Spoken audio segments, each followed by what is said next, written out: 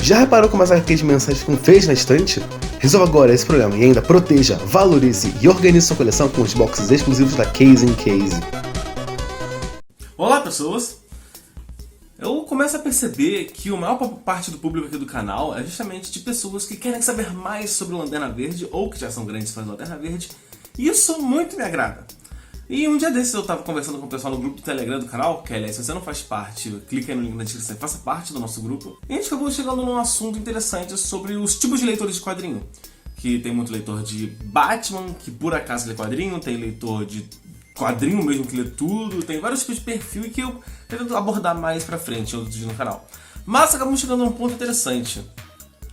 Por que Lanterna Verde é objetivamente o personagem mais difícil de se ler da editora? Isso é um ponto muito interessante que também é um dos fatores que faz a Lanterna Verde não ser um personagem tão grande assim, né? Não ter chegado de fato ao primeiro escalão da DC, né?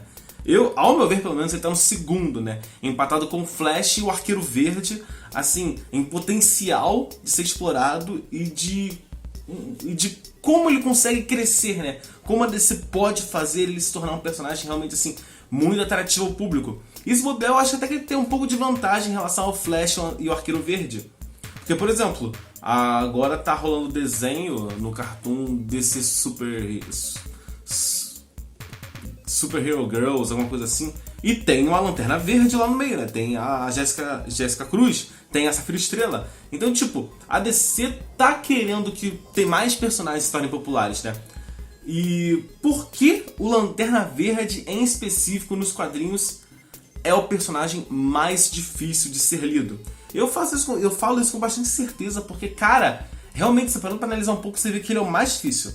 E não é porque ele tem uma linguagem mais complexa ou a compreensão do quadrinho é mais rebuscada e você precisa de um nível de cultura e intelectualidade maior para entender as tramas incrivelmente complexas e arbitrárias que acontecem nele, com as diversas nuances entre as raças alienígenas e diplomacia entre os planetas e galáxias.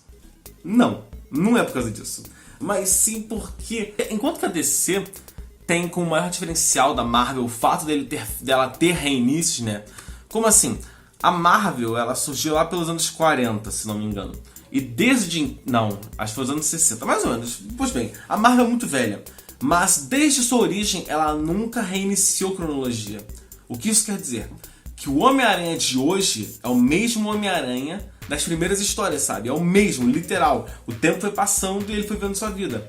E de vez em quando a Marvel faz eventos que mexem alguma coisa. Então, tipo, reiniciam alguma coisa, sabe? X-Men é reiniciado, coisas do tipo. Mas virtualmente, sabe? A grosso modo, todas as histórias valem, sabe?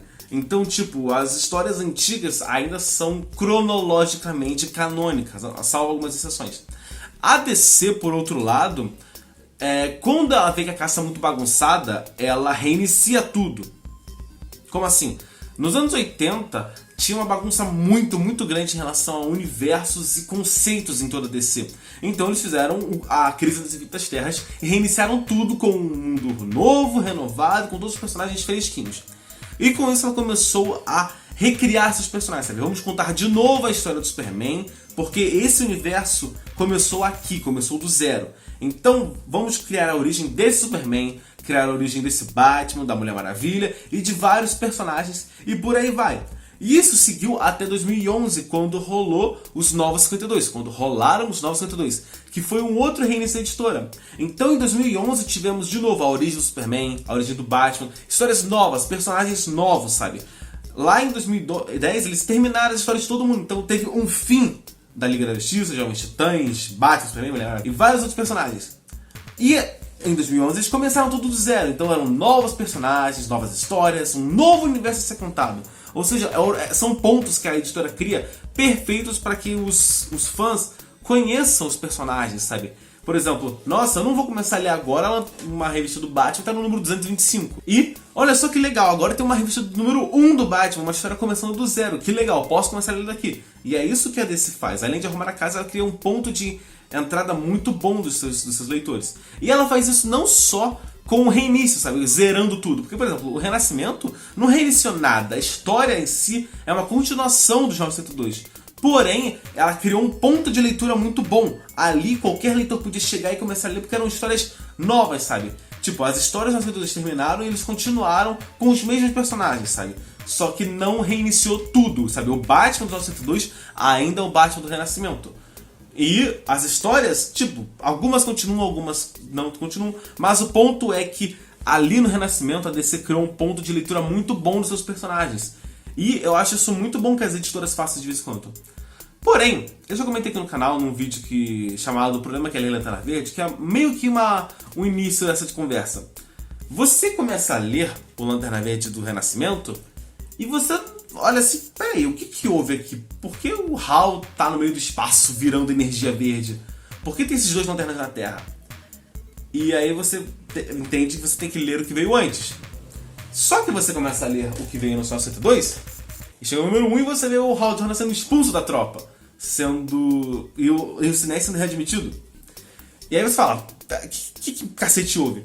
E resumindo bem a história, é porque na verdade o Lanterna Verde nunca foi reiniciado. O Lanterna Verde é o único personagem que até hoje todas as histórias são canônicas. Então vamos lá, o Lanterna Verde Hal Jordan surgiu nos anos 60, tá? E vamos lá, aí começou a crescer a tropa, os conceitos de espaço e tudo mais. E aí surgiu o John, o Guy. E aí nos anos 80 teve a crise Infinitas Terras. E aí eles falaram, bom, não vamos reiniciar a Lanterna, né? Porque tem muita coisa, não vamos ter que explorar. Então não reiniciaram a Lanterna. Então as histórias continuavam. O universo inteiro reiniciou e o Lanterna continuou. Só que depois, nos anos 90, mais ou menos, 90 e pouco, eles reiniciaram a Lanterna com o Kyle Rayner, que era um Lanterna novo, sabe? Um novo conceito da tropa e coisas do tipo. Um ponto de entrada legal para os leitores. E realmente, eu acho que o Kyle Rayner é literalmente o melhor ponto de entrada para qualquer leitor do Lanterna Verde. Pois bem, as histórias continuaram, depois o Hal voltou, o Guy, o John e tudo mais. E aí chegou 2011, a DC reiniciou tudo de novo com o ponto de ignição e tal, 902 e o Lanterna não foi reiniciado. Então a parada é que até hoje as histórias do Lanterna Verde são canônicas. Então se você, tipo, qualquer um que quer ler Batman, pode começar a ler dos 902 que vai entender tudo. A cronologia tá fresca, tá nova. O Lanterna não. Então se alguém fala, eu quero começar a ler o Lanterna Verde, onde começa? Olha, eu acho legal você começar pelo Dimensão DC, que você vai conhecer muita coisa e tudo mais. Não, mas quero ler desde o início, sabe? Como começa a história dele. Outros personagens você pode tranquilamente falar, lê do 902 pra frente que você vai entender tudo. O Lanterna não, cara, você tem que voltar lá pros anos 60. Porque é ali que você vai ver a origem do Hal e a entrada do Guy, do John e tudo mais. Apesar de que o Geoff Johns, de fato, ele recriou, ele recontou a história de origem do Hal atualizada, em Origem Secreta, dentro da fase dele do Lanterna. Que é muito bom. Porém, nunca recontaram como o John entrou na tropa, como o Guy entrou na tropa. O Kyle tá relativamente fresco em período de quadrinhos, mas também não recontaram como eles chegaram. Então, cara, se você quer ter aquela compreensão assim boa do Lanterna, você vai ter que ler histórias até os anos 60, até agora. O que é péssimo para qualquer fã de quadrinhos. Principalmente aqui no Brasil, porque não foram republicadas essas histórias, sabe? Você teria que correr atrás de formatinhos da Abril, o que eu não sei pra vocês, mas pra mim é um empecilho muito grande. E a Panini até republicou lá em Lanterna Verde Crônicas em 2 números, mas também isso tá fora de catálogo há quase 10 anos. É um bagulho assim que tá muito datado. Então, tipo, qualquer um que queira conhecer o Lanterna Verde vai ter que ter um esforço muito maior do que pra qualquer outro personagem. E eu acredito sim que isso é um empecilho pra qualquer pessoa que queira conhecer o personagem. Porque, por exemplo, eu quero o Superman, o que eu faço? Olha, você pode ler de 902 pra cá, que você vai entender legal a história dele, mas se você quiser um início fresco e tudo mais, você lê a partir do Renascimento, que traz um antigo Superman, você vê a família dele e tudo mais. Ok, ler Asa Noturna. Começa do Renascimento, que tá tudo fresco. Ou, se você quiser mesmo, começa a ler de 902, você vai ver desde a origem dele. O Aquaman, 902, Renascimento, tudo mais. Mulher Maravilha, 902, Renascimento. Até o Batman, 902, Renascimento. Então, tipo, todos os personagens têm uma origem fácil de acesso, sabe? Você pode tanto ler as mensais dos 902, né, que é o que eu sempre recomendo, ou você pode pegar os encadernados que são republicados toda hora. Porém, o Lanterna Verde, apesar de ter os seus encadernados do Dimensão DC em 902 até que serem republicados lá fora e tá chegando aqui no Brasil, antes você não tem. Então você não vai ter assim uma ideia de como o Guy entrou na tropa pra substituir alguém, como o Jon entrou, como foi a jornada do Kyle Rayner de realmente entender o que significa ser uma Lanterna Verde e ser membro de uma tropa que não existe mais, sabe? Então você nunca vai ter uma compreensão muito boa, tipo, 100% do Lanterna, se você não ler todas as histórias. Então, por isso que os fãs de Lanterna Verde formam uma comunidade muito à parte, sabe? Tipo, se você for considerar que tem gente que lê Batman e por acaso acaba lendo quadrinhos, você percebe que muita gente da DC é assim, sabe? Muitos fãs de quadrinhos são assim. Enquanto que no Lanterna Verde, geralmente a pessoa lê quadrinhos, aí acaba lendo Lanterna Verde e se fecha nesse nicho. Sério, é porque os fãs de Lanterna Verde são muito fechados nos seus grupinhos, mas, cara, existem grupos de gente que só lê Lanterna Verde e alguma outra coisa, você sabe, é muito fechado. A base de fãs de Lanterna Verde é muito fiel e muito fechada em si só, sabe? Eles até leem outras coisas, mas o foco deles sempre vai ser Lanterna Verde, porque realmente o pessoal é apaixonado pelos Cavaleiros de Esmeralda. E eu acho isso lindo por um lado, porque eles são muito unidos, mas meio que ruim por outro, porque eles acabam se isolando do resto da comunidade de quadrinhos. E é justamente por isso, porque o pessoal que lê Lanterna Verde, eles se apaixonam de um jeito que falam, eu quero e eu vou ler Lanterna Verde desde os anos 60. E eu não posso julgar muito, porque é o que eu tô fazendo agora, eu tô lendo as histórias antigas de Lanternas Verdes. Mas assim, você percebe que o pessoal que se fecha e lê 60 anos de quadrinhos acaba ficando meio que bitolado e se fechando. Então é uma parada muito complexa. Na verdade, nem tão complexa, é bem simples na real. Que o pessoal se fecha muito porque ele se dedicou demais pra conhecer o Lanterna Verde, sabe? É muita história que o cara teve que ler pra realmente ter essa compreensão toda. Porque realmente você não vai entender quem é o Jon, quem é o Guy, quem é o Kyle, se você não lê as histórias originais. Porque, por exemplo, a DC recontou várias vezes como o Batman adotou o Dick, como o Batman adotou o Jason, como o Batman adotou o Todd, e por aí, como o Batman adotou o Tim. Como o Superman teve um filho, teve várias histórias de origem de novos personagens, mas esses do Lanterna nunca tiveram. E isso causa até problemas cronológicos, sabe? Porque, por exemplo, como a Noite Mais Densa e o Dia Mais Claro se encaixa na cronologia da DC atual, que foi reiniciada? Não encaixa. E eu comentei isso melhor num vídeo que eu expliquei toda a cronologia da DC, você pode clicar aqui no card e ver esse vídeo, porque ficou muito, muito bom. Mas é esse o ponto, cara. Esse é o motivo de por que o Lanterna Verde não ser... um dos motivos do Lanterna Verde não ser tão popular nos quadrinhos como ele já foi lá em 2010, 2011. Porque é muito complicado, sabe? A cronologia dele não é simples, sabe? Eu pretendo fazer um vídeo explicando tintim por tintim a cronologia do Lanterna, mas assim, realmente é uma parada complicada de se compreender. E eu adoraria que tivessem mais fãs do Lanterna Verde, né? Que ele realmente fosse o primeiro escalão da DC.